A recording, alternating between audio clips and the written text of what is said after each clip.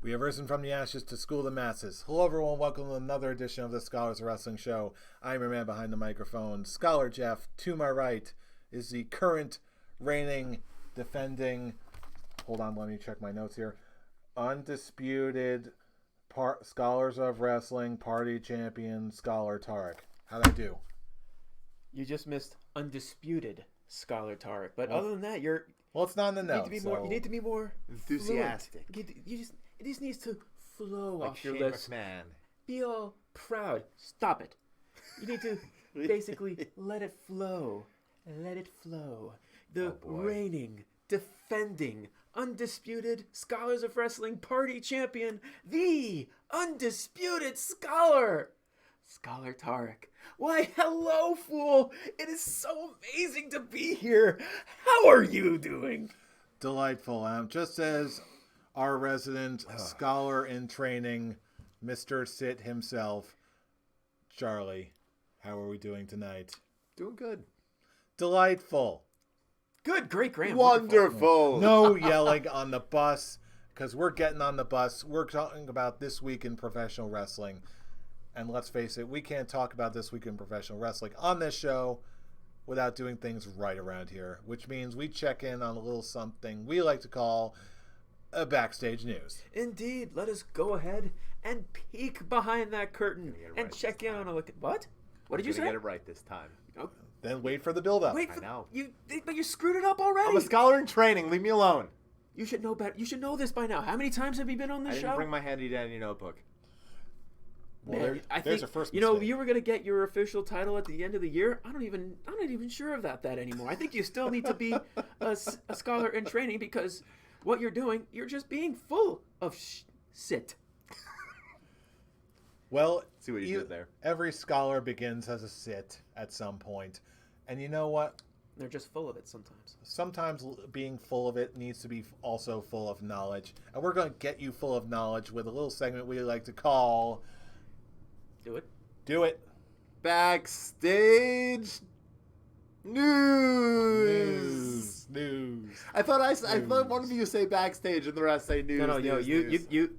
Since our current reigning, defending, undisputed Scholars of Wrestling champion, At least Scholar I show Brian up. isn't here to do what he does best, and just to create an echo and just to throw in a little meh, which I'm now getting. just a little meh. He does throw a meh. No meh. And at this point, with him showing up and him saying, "Oh, I just want to rise to the top," I would say that his title reign is a little meh. It's funny. You have the red belt, and we actually see it more than the actual belt. And usually the red belt's the one that goes bye-bye for a long time. It's okay. When I eventually inevitably claim the belt from Scholar Brian at Crown Jewel, I'll have the perfect remedy for this. So it's okay. Let's okay. hope so. You're talking a lot of sit right now. I am known for not really talking that much sit. I do not like talking that much sit. But when I must talk my minimal amount of sit, I do not talk as much sit as some people may want, but you know what? I let my predictions speak for themselves. And it's enough sit to have plenty of Charmin right over there. Please sponsor us, Charmin. No, they're never gonna sponsor us. But Charman Charman is the sit. So there you go. Backstage news. News. Man. Yes. As announced on Twitter this week, just maybe a day ago, Cody Rhodes announced that, guess what? Rick and Morty is all elite. No, you heard that right. There's going to be a Rick and Morty cross promotion for this upcoming Halloween episode of AEW Dynamite, where supposedly Rick and Morty Halloween masks are going to be handed out to the audience. I will say this. I really hope somebody comes out to get Swifty. That would be amazing. Oh, yeah. That would be fantastic. You gotta get Swifty. I can think of... Imagine if they somehow had R-Truth appear on the wrong show and be like, wait a second, where am I after getting Swifty? That would be priceless, but there's no way that's going to happen. No, well, obviously. I think that would be too much. Where's the hardcore 350-65 title?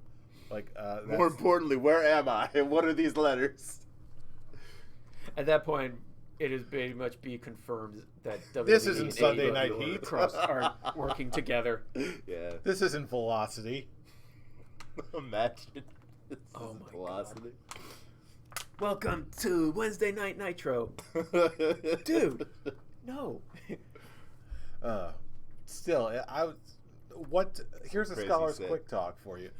Is this the craziest cross-promotion that AEW could conjure up, or is there a potential bigger one that they could do? Well, since AEW is more the, adult theme, is not aiming towards kids like WWE does with bringing in the Muppets and all that. This is Rick and Morty is an Adult Swim program rated. It's a MA show, so yeah, it makes sense for someone like them. Hell, they had Kevin Smith and Jason Mewes on the debut show, so they're gonna have more, I guess, adult-oriented kind of entertainment showing up on this one. I mean, makes sense. I still would love to see Bob Barker knock someone out, but because Bob Barker can do no wrong. The man is that man is probably safely in retirement, thankfully. Oh, of course. Have your pet spayed or neutered. Yes, help control the pet population. Have we learned nothing from the man? But elsewhere, even beyond backstage news, we have to talk about the week in conventional wrestling, starting with a little bit of Monday Night Raw. Very little bit of Champ, Monday Night Raw. What did you think of this week in Monday Night Raw? Well, if we want to get this week really started, let's talk about the show that happened after last week's episode. I guess technically, when it comes to Scholars of Wrestling, the week really starts over with SmackDown Live, and I'll just say right now, for a quick Raw versus SmackDown Live, because there's really not much to talk about with either show. Raw takes it hands down, because the only thing really to come out of SmackDown is a potential heel turn for Kofi Kingston, with him talking about finally acknowledging, yeah, he lost the WWE Championship in such a pathetic way, but he still has the power of positivity while slowly crushing his pancake. So, which I have to admit, I did not actually see. It's a I very didn't catch on to it. It's very subtle. That's the good thing about it, is that they don't focus on it. You actually have to really pay attention. You just slowly see him crush the pancake. So, could there be a heel turn in line for Kofi Kingston to revitalize something? Let me follow that up with another question. Would Kofi be the New Day member to turn heel, do you think, at this point? He's the only one that won the WWE Championship. So he's the only one that actually is elevated. And now with Xavier Woods having a torn Achilles tendon, he's out for a while. All you have now is he can still be a mouthpiece. He'll be a mouthpiece, yeah. But I think now you can see him basically, if anything, turn on Big E. Because out of all of them, he's the one that actually has gained the most credibility of the three of them, since he's had the WWE Championship since WrestleMania. And you know how Vince loves his swerves, and everyone's banking on Big E being the one to turn. So yeah, it wouldn't be too shocking if Kofi turned. And looking on to what's about to happen, we're going to get Shinsuke Nakamura versus Daniel Bryan for the Intercontinental Championship. And being a guy who absolutely loves the Intercontinental Championship, I say, yes, please. How do you feel about that? Absolutely loving both of them. I think this is the kind of match that WWE can deliver and should deliver on a more consistent basis. I'm loving it. If executed right, which I have every confidence that they have confidence in Daniel Bryan at the very least at this point. This is going to be this is shaping up to be a tremendous match. But again, it's just a matter of, are they going to get the most appropriate field for it, the most appropriate setup for it? If they're wanting to make SmackDown the more wrestling-oriented show, what better wrestling than you have with basically two of the best that pretty much two of the best of the entire world has to offer. You have the Intercontinental Championship, which is the wrestling championship, and then you have the WWE Championship, which is now just pretty much the kind of what the undisputed, what the Universal title was at one point, where it was just the big names, pretty much people who are like reach that point where they're beyond just there's the main eventers, and then there's the like super part-timers, the unstoppables type of ordeal. That's pretty much now what they're doing with the WWE Championship now that Brock Lesnar has it, and they're having Cain Velasquez fight him for it at Crown Jewel. Part of me loves that. Part of me hates that. I will reserve my judgment until after Crown Jewel itself. That's all I'm going to say for now. I'll just say now also, and then you have the downside of that coin, Roman Reigns versus Baron Corbin. But hey, Vince McMahon logic. Hey, Baron Corbin's now getting actual heel heat, not go away heat from what he did at King of the Ring. Then let's go ahead and push him right back to the main event, having him face the number one guy in your brand. Yay, that's what you want.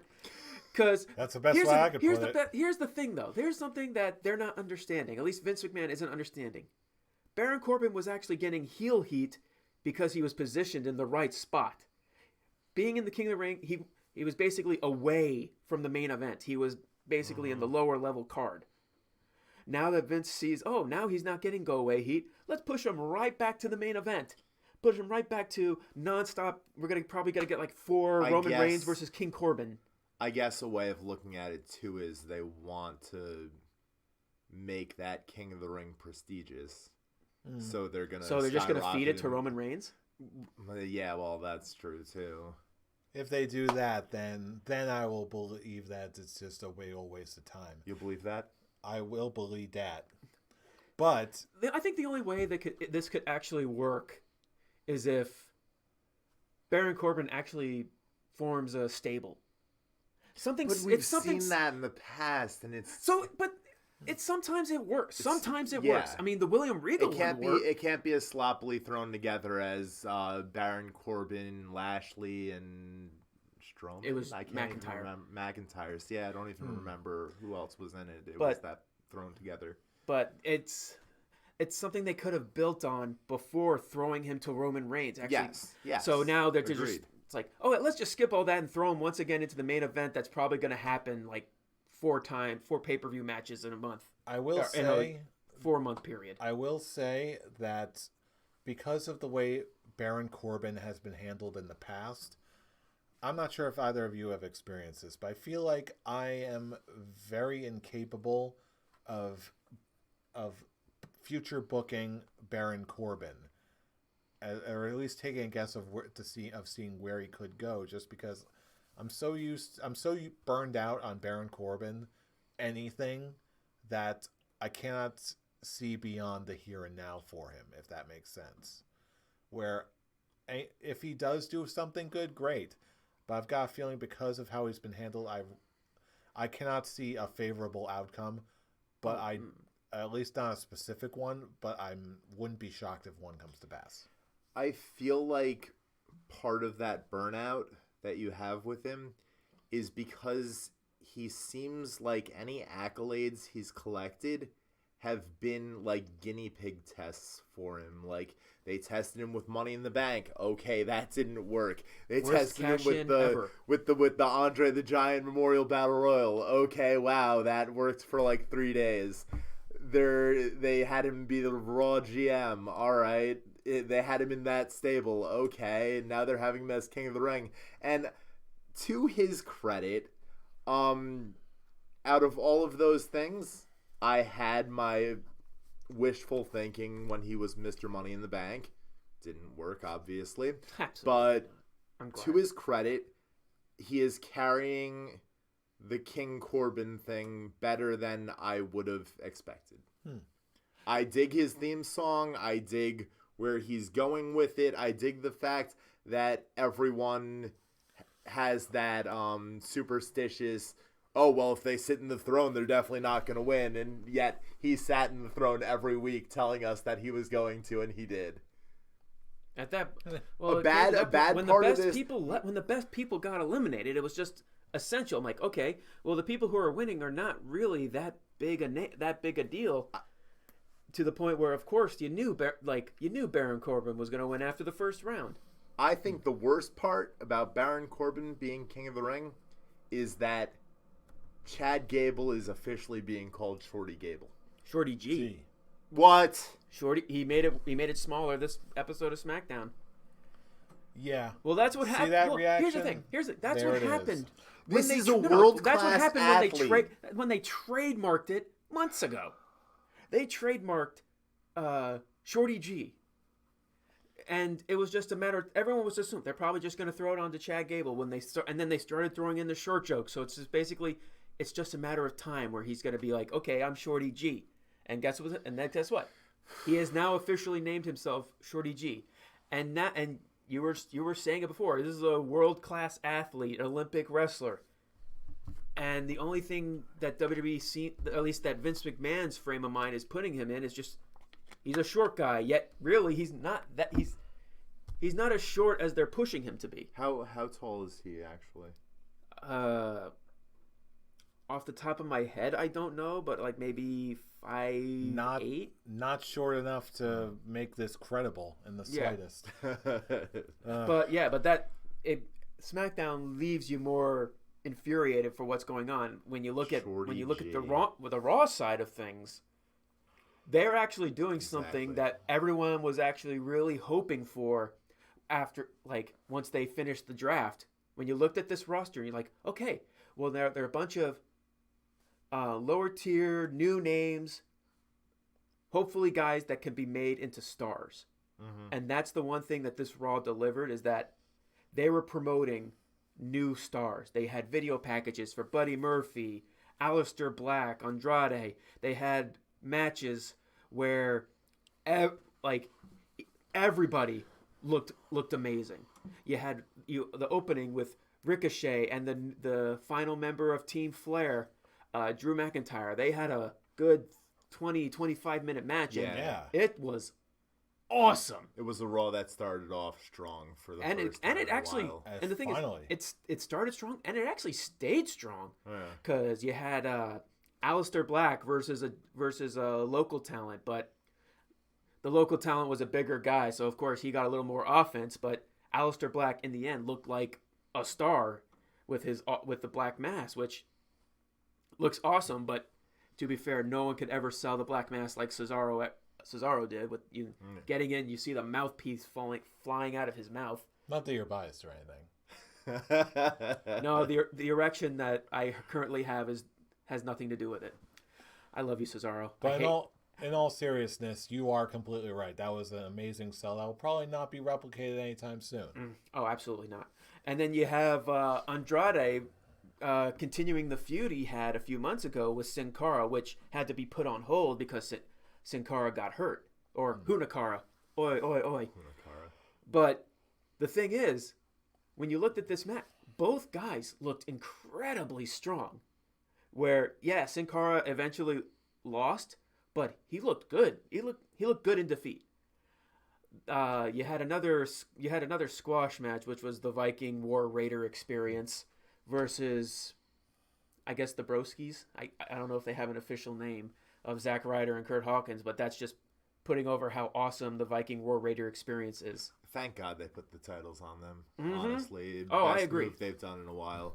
And then the main event was the OC versus the Street Profits, which that in alone was just so much fun, and it was a great main event. I'll just quickly throw Seth Rollins, the Universal Champion that everyone now hates because he's a moron on the internet. He's a moron on social media.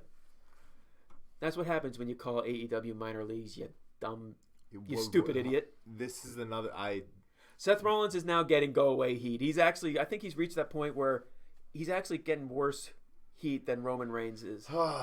But post WrestleMania beating Undertaker, Roman Reigns. But he faced he put over not put over, but he made Humberto. Humberto Carrillo. I'm probably butchering that. Sorry. But yeah, he came out looking like he looked like a champ in defeat. He looked like an upcoming star. They're protecting him very well. Mm-hmm. And to skyrocket him eventually, I guess. And I'm not skyrocket, like mid card. Mm-hmm. Yeah. He's a tiny rocket. Tiny rocket. And then you had the Road going flare. back to That just sounds dirty. Yeah. Road flare. Road flare. We'll go with that. And then you had the main event. Don't you talk about my tiny rocket. Thank you.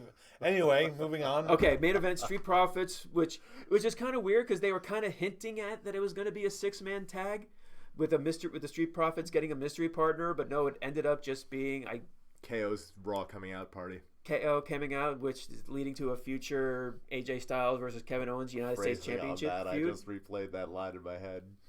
And KO's coming out Raw party. And of course, the Street Profits won, which, yay, good for them. And you can't think of a better way to end Raw than oh god, why am I blanking out on his name?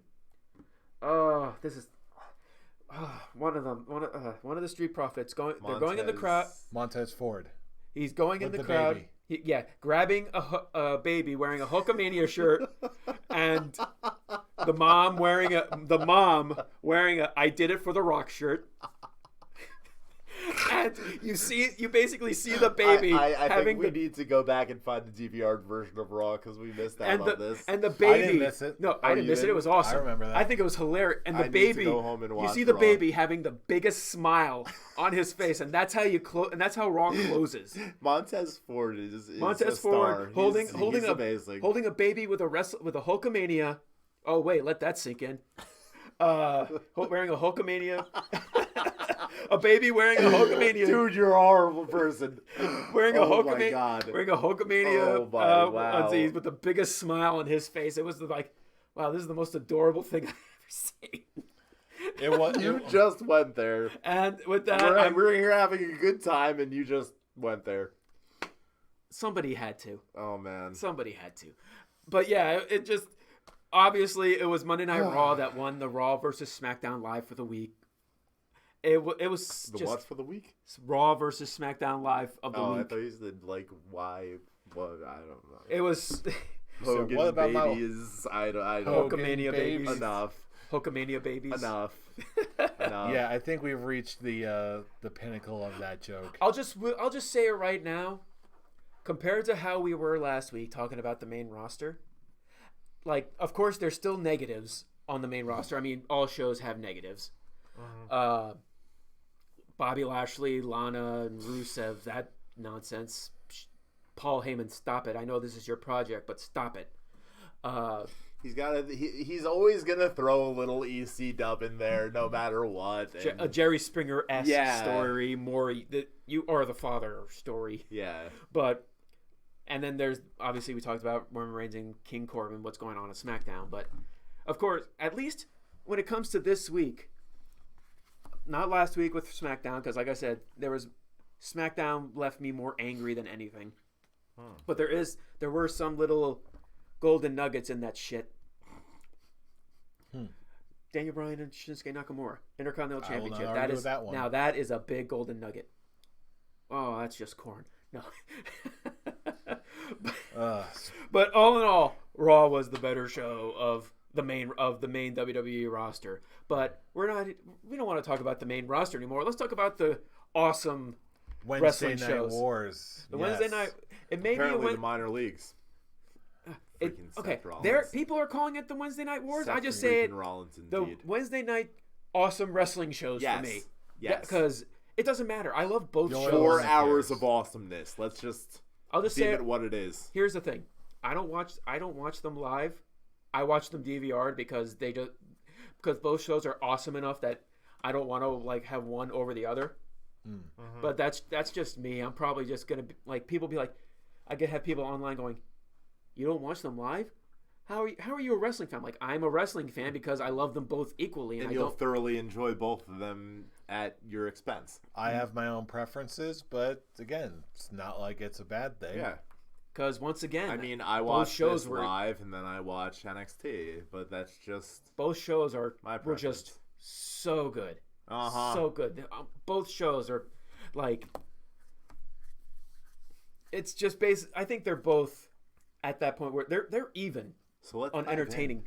There is like I guess I'll just save how I feel like I guess Wednesday Night War, like which one was the better one, but I have my own personal preference when it comes to that particular. Okay. How about a Scholar's Quick Talk of the Week? All right. For Wednesday night, if you had to pick one Wednesday night match this week, that was your favorite, which one would you pick? Ooh. That's good. Jon Moxley versus Pac? I think that was would be very mine. good. I think that would be mine. They were neck and neck, the two main events. That was interesting. And I'm not. What's his name? Roaming the Run. Lee. Keith Lee. I don't love understand him. I like at him. all. I'm sorry. I don't understand. But I have been digging his work lately. I think he's very good. I'm actually I don't becoming a big fan understand the of him. hype, but I've been digging his work lately. I think it's because of his work lately. I'm actually being more of a fan of his. Yeah, I do like Keith Lee very much. I think he's an excellent talent. However, as far as my favorite match of this week, I'm going to have to go with the Lucha Brothers and going over Private Party. Private Party, after last week, were absolute stars. And Lucha Brothers have been stars for quite a while. I'm a huge fan of Pentagon Jr. I think they're going to win. They're going to be my pick to win. I think they're my pick to win the tag tournament too. I'd say as far as picking a match of those two shows, as a whole in the aftermath of it all, I'd have to say NXT. But as far as a match and just the match period, I agree with Tarek. When was the last time you saw a Broadway too? So, yeah, I dug it.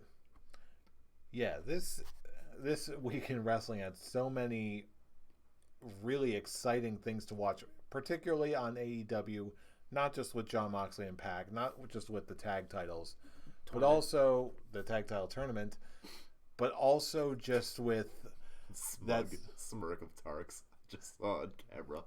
Yes. Are you talking about the Chris Jericho segment with Cody? Oh yeah, and suddenly that was gold. Diamond Dallas Page coming out of nowhere. Fantastic. It really wasn't out of nowhere. I mean, if you remember his Cody Rhodes' video packaging last week of people talking about in his camp before. So yeah, it's really not out of nowhere. It was just surprising. Yeah, it's like holy shit, DDP. It wasn't out of nowhere. I will say, now that I did that, seeing MJF just slowly turning to the camera. Not only that, but the whole thing with the scarf. The whole thing with the scarf. Yes. No, I'll just because he did this. I'm immediately ready to rumble. Yeah. Paige, you idiot! That stuff doesn't work. A diamond upside down is a pussy.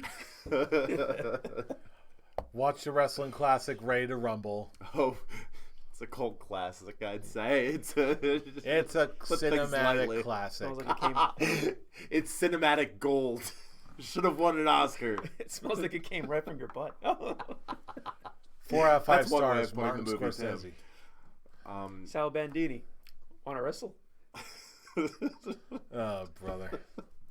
Brother?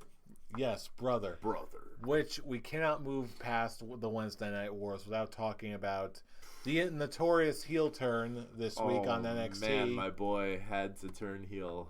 With the crispest Pele kick from Finn Balor I have ever seen.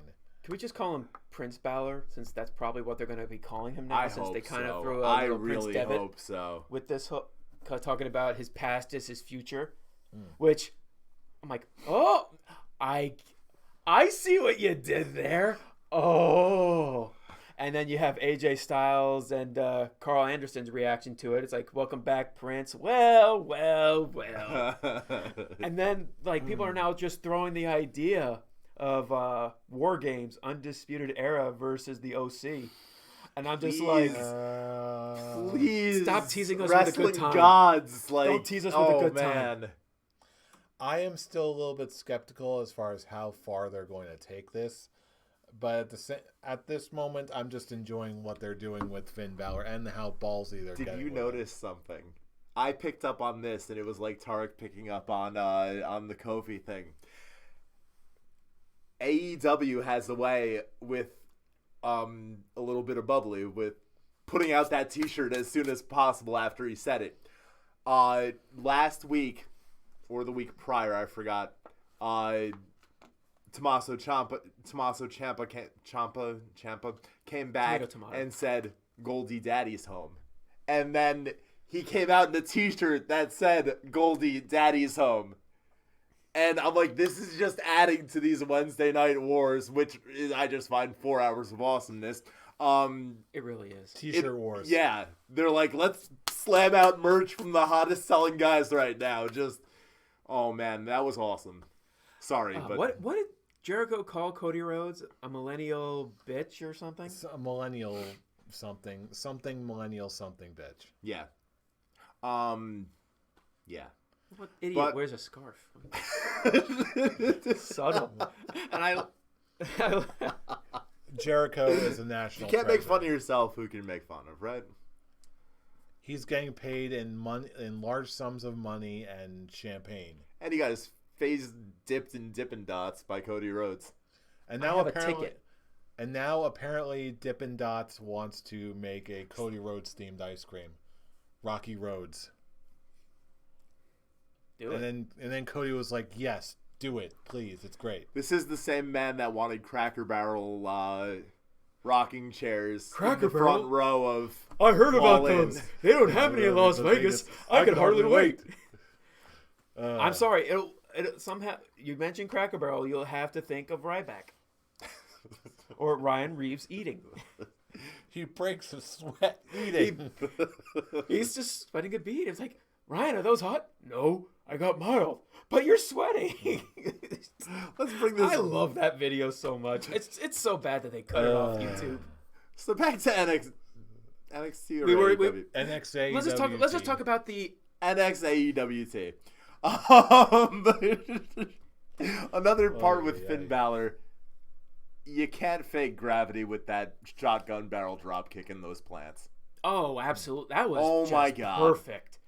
This heel turn was just beautiful. Like, and he hit what's it called? 1916. What is it? 19. I don't know. Off the On top the of my head. ramp. On the ramp, yeah. I was so happy about that. I'm like, okay, so he hit the Pele kick, the shotgun barrel drop kick, and 1906 something. I don't know. On the ramp. And he didn't have to go to coup de grace and... 1967. Please don't do that. For God's sake, just give me the answer. Anywho. Sorry. I'm not sorry. You can't fake gravity with the plants. That's what I was going to say. In that shotgun barrel drop kick. Yes, the Wednesday night. No one can say the Wednesday night wars are not often earnest at the rate we're going.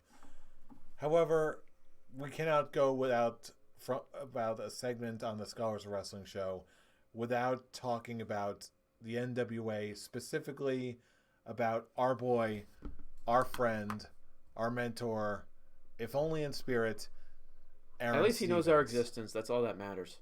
Yes, Aaron Stevens does indeed know. And I gotta say, to everyone watching and listening to us right now, go watch NWA episode 3 if you have not already. I still need to. It features... I still need to watch all of them. I've got 3 words for you. Pirate Aaron Stevens. Oh no, I cannot wait. Promoting his latest movie, Tropical Pirates. Let's do this. Wow. I guess really the stunt double character is actually really working out for him. He's becoming the star.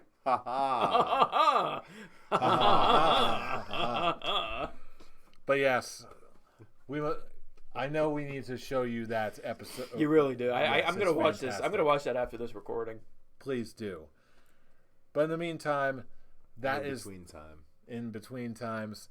That is this week in professional wrestling. I guess we gotta really end with which show. If we gotta go with the Wednesday Night Wars formula, I guess. No, 4 hours of awesomeness. 4 hours of awesomeness. I guess you have to ask which show is the better show, because Okay. Do we?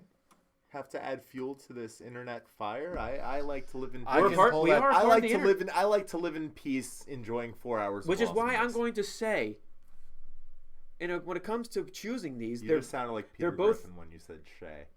But well, okay. on. I guess I gotta watch this over again to just hear it because I guess I didn't catch it. They're both equally awesome. It's just the question on on what they did for me. Okay. When it comes to AEW, they are building. What is it?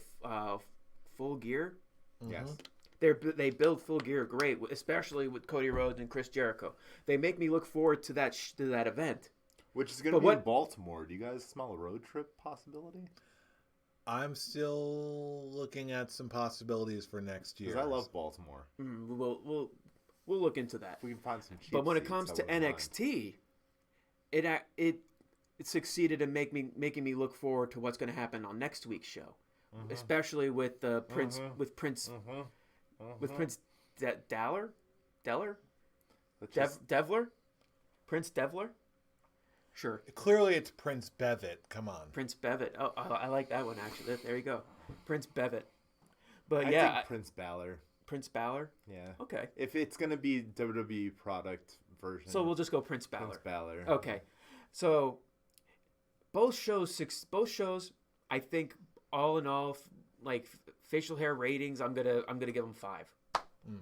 Both shows were very good, wrestling wise, great product, all around.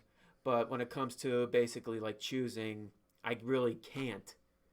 That it's just what your preference is. For next week, it's NXT. For them building on for their big event, their next big event, AEW. I'm just gonna put this on the record.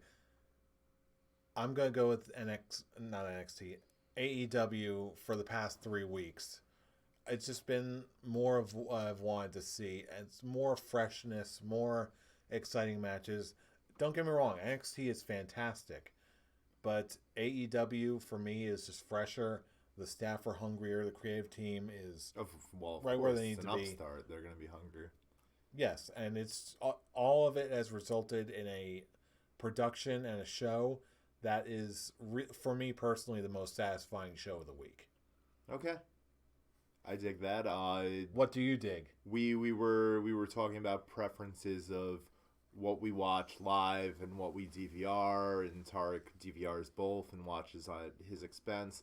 I have been, admittedly so, watching AEW live and DVRing NXT.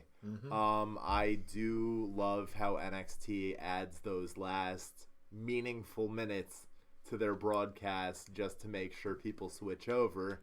But I gotta agree with you. AEW has been super successful since the start of Adrenaline, and since the start of everything, but especially with Adrenaline, and it's been the show, I think, between the two of them. But I don't want to. I don't want to make it a war. I don't want to add to that internet fire. 4 hours of awesome wrestling on Wednesday nights. Agreed.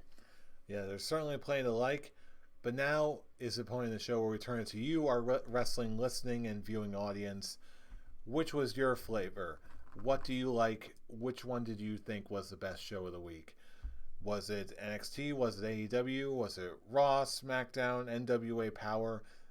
Whatever else, whatever it was, let us know all across the internet. We want to hear from you. Facebook, YouTube, wherever we are, let us know what you think.